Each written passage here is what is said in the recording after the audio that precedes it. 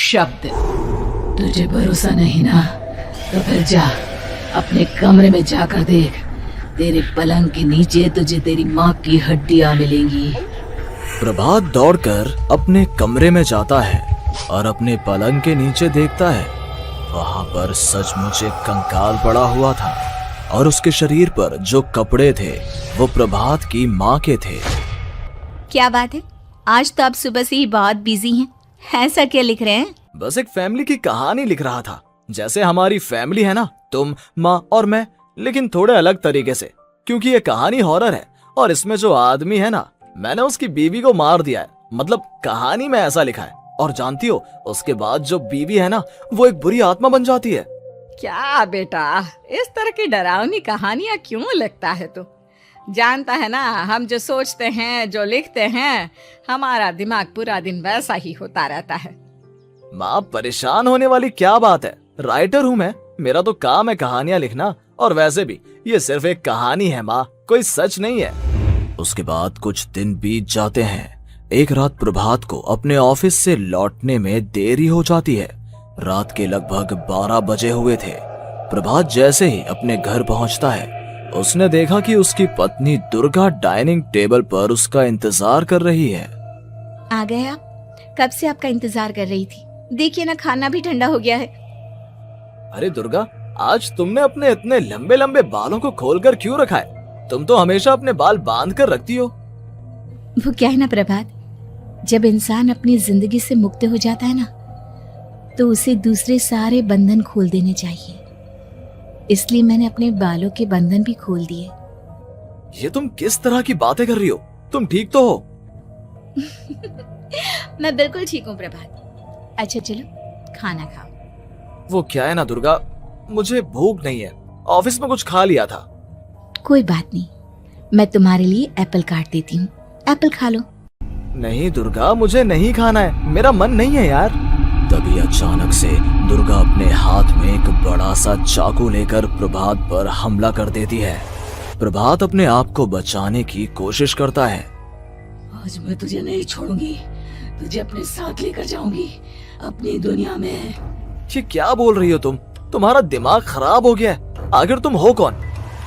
दुर्गा अपनी गर्दन टेढ़ी करते हुए बोलती है।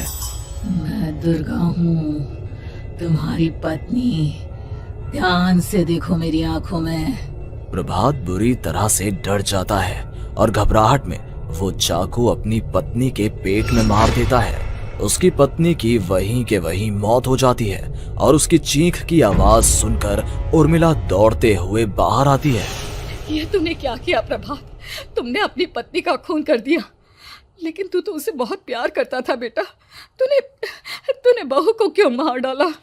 माँ, ये आपकी बहू नहीं थी, इसके अंदर कोई बुरी आत्मा घुसाई थी। मैं नहीं जानता ये सब कैसे हो गया, लेकिन वो मुझ पर हमला कर रही थी, मुझे मारने की कोशिश कर रही थी। माँ, मैंने कुछ नहीं किया। ये तूने क्या कर दिया बेटा? दुर्गा ने मुझे कहा था कि वो तेरी कहानी को उस कैरेक्टर की तरह एक्टिंग करके तुझे डराने की कोशिश करेगी। अरे वो तो तेरे साथ मजाक कर रही थी।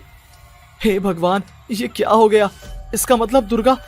लेकिन माँ, मैंने जो कहानी लिखी थी उसमें भी ऐसा ही हुआ था। उस औरत ने अपने पति के साथ मजाक किया और गलती से उसके पति ने उसके पेट में चाकू मार दिया। मेरी कहानी सच कैसे हो सकती है? माँ, मुझे बहुत डर लग रहा है। अब ये सोच, दुर्गा की लाश का क्या करें हम? अगर गलती से भी ये बात बाहर फैल गई ना, तो तुझे पूरी जिंदगी जेल की सलाखों के पीछे रहना पड़ेगा। एक काम करते हैं माँ, हम घर के पीछे वाले बगीचे में उसकी लाश को दबा देते हैं। अगर कोई पूछेगा तो कह देंगे कि उर्मिला अपने मायके गई और फिर एक दिन हम भी अचानक यहाँ से कहीं दूर चले जाएंगे। कोई नहीं आएगा हमें पूछने, कोई नहीं आएगा माँ, बाद में जो होगा हम देख लेंगे।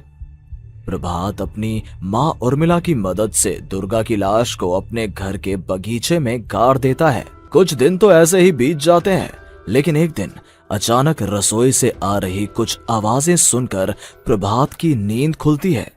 प्रभात ने देखा कि वहां पर एक लंबे बालों वाली औरत दूसरी तरफ चेहरा करके खड़ी हुई थी। कौन है? कौन है वहां पर? अरे कौन हो तुम? मैं दुर्गा हूँ प्रभात। क्या हुआ? मुझसे इस तरह के सवाल क्यों कर रहे हो तुम? तुम दुर्गा नहीं हो सकती। दुर्गा तो प्रभात, मैं तुम्हारी पत्नी हूँ, तुम मुझे कैसे भूल सकते हो? 4 दिन के लिए मायके क्या चली गई, तुम तो मुझे भूल ही गए। अब अगली बार ना मैं कहीं नहीं जाऊंगी। पता चला तुमने तो मुझे पहचानने से ही इनकार कर दिया। नहीं, तुम दुर्गा नहीं हो सकती। तुम दुर्गा हो ही नहीं सकती। मैं जानता हूँ ये सब क्या हो रहा है। मैंने अपनी कहानी में लिखा था कि उस आदमी की पत्नी की मौत के बाद एक बुरी आत्मा उसका रूप लेकर उसके घर में आ जाती है। तुम वही हो ना? और अचानक से खूबसूरत दुर्गा का चेहरा काला पड़ जाता है। उसकी आंखें लाल हो जाती हैं और पूरे शरीर पर बाल, लंबे नुकीले नाखून, उसके दोनों पैर उल्टे हो जाते हैं और बेहद डरावनी आवाज में वो चिल्लाकर कहती है, बुरी आत्मा, मेरा खून करके मुझे अपने ही घर में गाड़ कर तू मुझे बुरी आत्मा कह रहा है? मैं तुझे छोड़ूंगी नहीं। और अचानक से प्रभात के घर में बेहद डरावनी आवाजें गूंजने लगती हैं। घर में चारों तरफ बहुत सारी बुरी आत्माएं नजर आने लगती हैं। प्रभात घबरा कर अपनी माँ को आवाज देता है, माँ कहाँ है आप? जल्दी आइए माँ, देखिए ना ये सब क्या हो रहा है।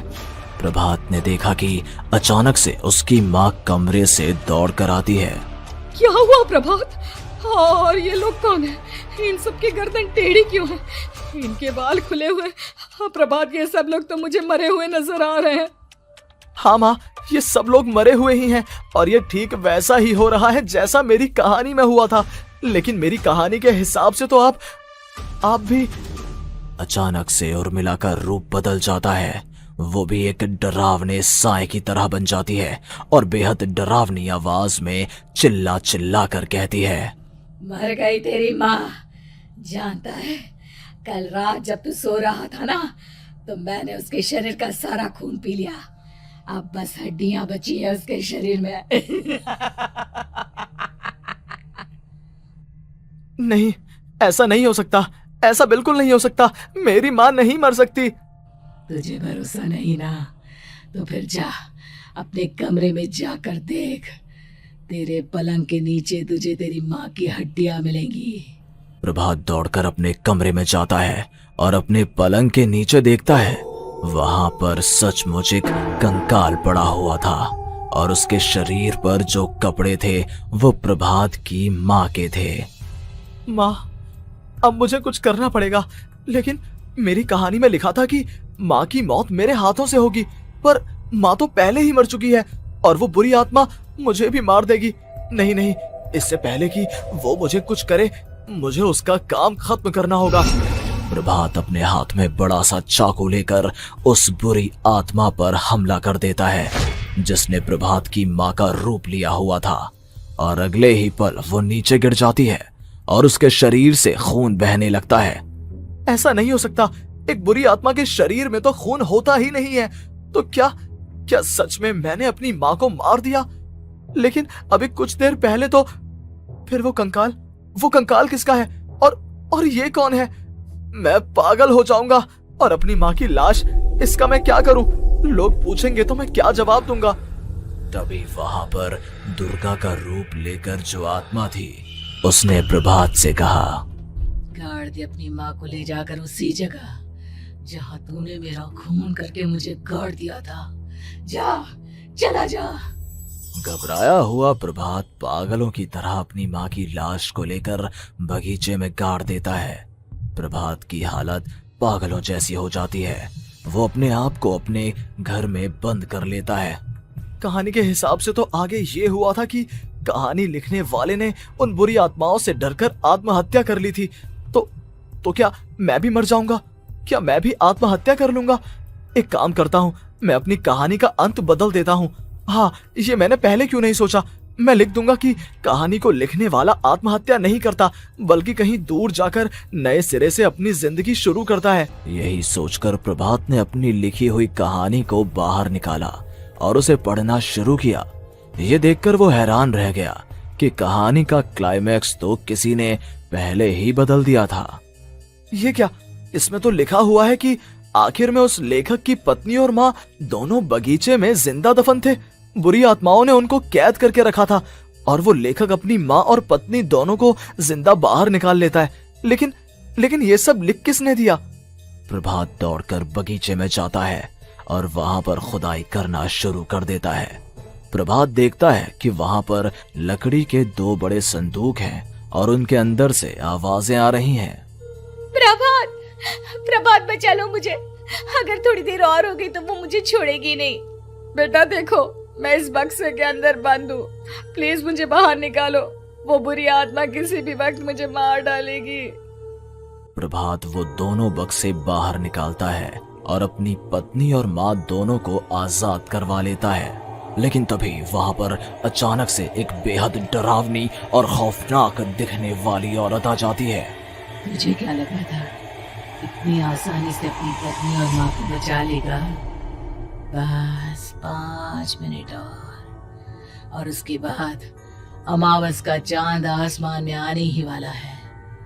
लेकिन तूने इन दोनों को बाहर निकाल लिया, अब तुझे मरना होगा। नहीं, मैं जानता हूँ मैं नहीं मरूंगा, और अब आगे क्या करना है ये भी मुझे पता है। प्रभात, ये बहुत खतरनाक है, हमें मार डालेगी। प्रभात, चलो यहाँ से। नहीं दुर्गा, अब मुझे अच्छी तरह से पता चल चुका है कि इस बुरी आत्मा से हम कैसे पीछा छुड़वा सकते हैं। और इतना कहकर प्रभात अपने हाथ में पकड़ी हुई सिंदूर की थैली उस बुरी आत्मा के ऊपर उछाल देता है। कुछ ही देर में वो जमीन पर गिरकर राख में बदल जाती है। ये सब क्या हो रहा था बेटा? ये सब तुम्हारी लिखी हुई इस कहानी की वजह से हुआ है ना? नहीं माँ, पहले मुझे भी ऐसा ही लगा, लेकिन बाद में पता चला कि बरसों पहले हमारे इस बगीचे की जमीन के अंदर किसी को जिंदा गाड़ दिया गया था और बस उसी औरत की आत्मा हमें परेशान कर रही थी। उसी ने मेरे शब्दों में जान डालकर उस कहानी को जिंदा कर दिया था। मुझे माफ कर दो प्रभात, मैंने आपकी कहानी के साथ छेड़छाड़ की थी और उसे बदल दिया था। माफी मांगने की जरूरत नहीं है दुर्गा, तुम्हारे उस बदलाव की वजह से ही आज हम सब जिंदा हैं, क्योंकि आखिर में कहानी में वो हुआ जो तुमने लिखा था।